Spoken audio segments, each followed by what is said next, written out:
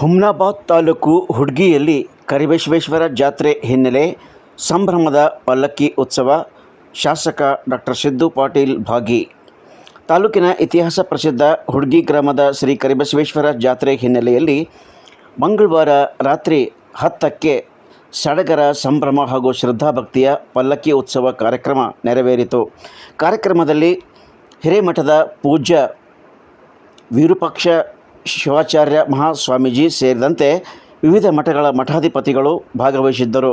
ವಿಶೇಷವಾಗಿ ಕ್ಷೇತ್ರದ ಶಾಸಕ ಡಾಕ್ಟರ್ ಸಿದ್ದು ಪಾಟೀಲ್, ಜಿಲ್ಲಾ ಬಿಜೆಪಿ ಅಧ್ಯಕ್ಷ ಸೋಮನಾಥ್ ಪಾಟೀಲ್ ಸೇರಿದಂತೆ ವಿವಿಧ ಹಂತದ ಚುನಾಯಿತ ಪ್ರತಿನಿಧಿಗಳು, ವಿವಿಧ ಪಕ್ಷಗಳ ಮುಖಂಡರು ಮತ್ತು ಜಾತ್ರಾ ಉತ್ಸವ ಸಮಿತಿಯ ಪ್ರಮುಖ ಪದಾಧಿಕಾರಿಗಳು ಸೇರಿದಂತೆ ಗ್ರಾಮದ ಅನೇಕ ಜನ ಗಣ್ಯರು, ವಿವಿಧೆಡೆಯಿಂದ ಆಗಮಿಸಿದ್ದ ಅಪಾರ ಸಂಖ್ಯೆಯ ಭಕ್ತಾದಿಗಳು ಪಲ್ಲಕ್ಕಿ ಉತ್ಸವಕ್ಕೆ ಸಾಕ್ಷಿಯಾದರು.